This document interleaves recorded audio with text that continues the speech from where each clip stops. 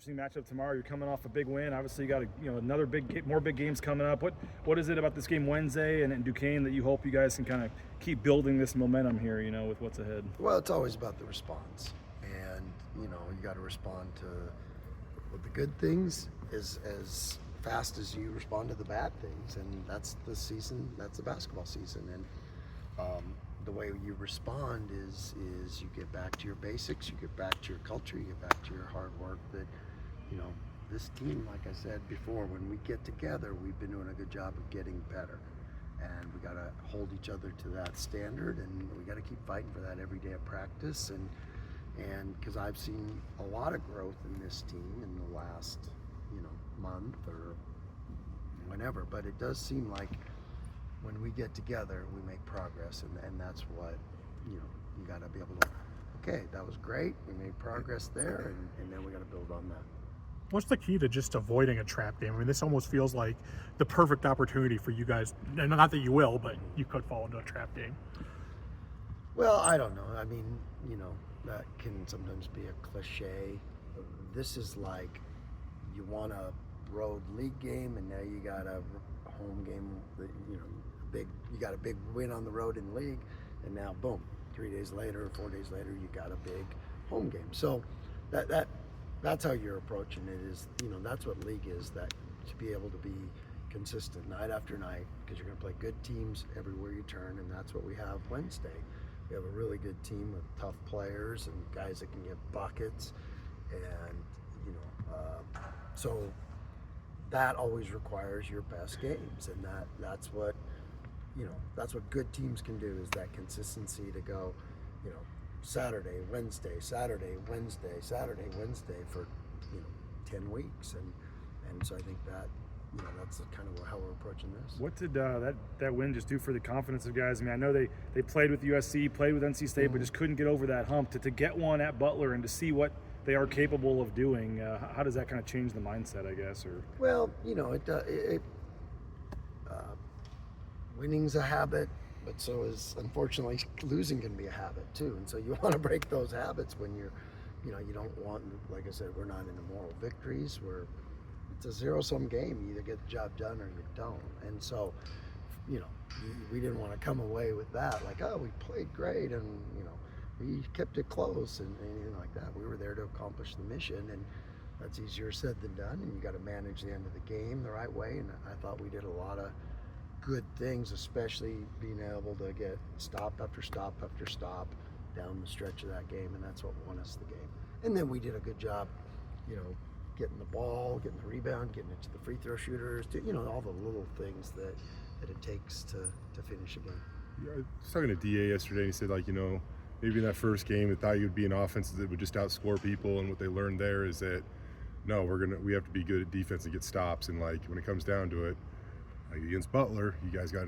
Strung together some stops. So I don't know, just what have you seen with their growth? And a lot of your teams, when you get into Mountain West Conference play, they pride themselves, on winning a game in the 60s or even sometimes even the 50s. But what have they kind of learned about that, I guess? Yeah, I think that's been the message, because that's who, you look year in and year out, that's who's going to win the Mountain West. It's the teams that are right at the top defensively and on the glass, and because the offense comes and goes sometimes, and there's great defensive teams in this league, and you're not going to out-offense a great defensive team. You're just not. And you got to be good on both ends. And that's where we've made a big jump to get back to how we play and what our culture's about. And that's really the bottom line when you cut away all the other stuff. Is can we do the things that we value in our culture? And that's what you saw us take on the road. How did you properly express how much it meant to be plus 14 on the glass at Butler, including, I think it was plus 12 in the second half? Yeah, I mean, the other thing, because the game didn't start that way, right? So it was a great response. We gave up 4 rebounds, offensive rebounds in the first 4 minutes. They had 4 offensive rebounds, and so our guys flipped it. But that's, that's what you got to be able to do. I mean, you got to be able to counter punch, and you got to be able to keep punching, and we talk about that. You're not going to knock out a good team in the first 9 seconds. This isn't boxing. A good team's going to counter punch you, and that's what they did at halftime, and we responded again. So there's a lot to learn from a game like that against a good team. What does Duquesne do best? Well, their 2-point at the rim stuff has been really good, one of the best in the country, and these guys can score, and they can really get it going offensively, and they have a great pace to them. They're hard to guard, and we're going to have another great defensive game to slow them down, and that's the challenge. Is they go really, really fast, and they got a lot of guys that can score, and they do a great job of attacking your defense. Going off Jay's question for rebounds, Dom probably had his best game this past weekend. Just how are you feeling about his progression, especially it's a guy you've only gone for 1 year? Right. He's a great lesson. We talked about this with our team. Is that guy just shows up and does his job and does it up. And the lesson is, in your mind, you create these fantasies of, oh, here's what my year's going to look like, and it's all going to be perfect. And he's had some tough times. He's had some games where he was probably a little disappointed, and he just kept showing up, kept getting better, kept working on his game, and got rewarded for it. And we don't win that game without his presence. The way he protects the paint, the way he can, you're not moving him. When you get hit by Dom on a block out or a verticality, you feel it and you know it. And so it's a guy that just, that consistency to show up and work every day gets rewarded, and that's what our program's about. How do you feel about guys who only come in for a year? Because Dom, obviously Dylan as well, and this new age of transfer portal. I guess where's your league of bringing in guys just for 1 year of action as opposed to?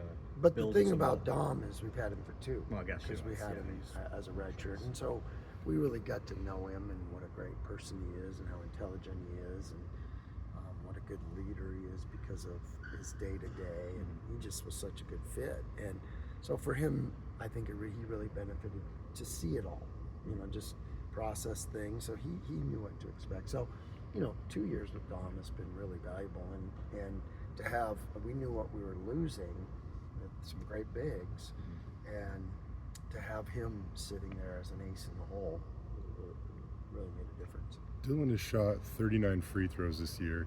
He shot 13, obviously, against Butler. I think he shot 23 all of last year. What have you done to maybe give him the confidence, call it reassurance, I don't know, to get him to do that? Yeah, that's been a long process. That's something that jumped out right away that we looked at, and I'm like, how does a guy that has that much quickness, that much push to the rim, that much savvy and change of speed and experience, when we shoot, it was a head scratcher, and I'm like, we got to fix that. And so that was an emphasis from the moment we got him. And so I think now he's seeing what it can do, and what it can do for the team, and what it can do for statistics and all those things that are great, and the value of it. Without those 11 points, we don't win that game. So I think educating him on how important it was and how he could do it, that was pretty valuable. Finally, for me, is it good, Cool Jordan? Yeah. I know like any good team, they have their role guys, and it just feels like you're getting closer and closer to that with what. Dom feels like he's a guy that's going to get 4 offensive rebounds in a Mountain West game, and it's going to win you the game, right? Or to be the difference, I should say. Sure.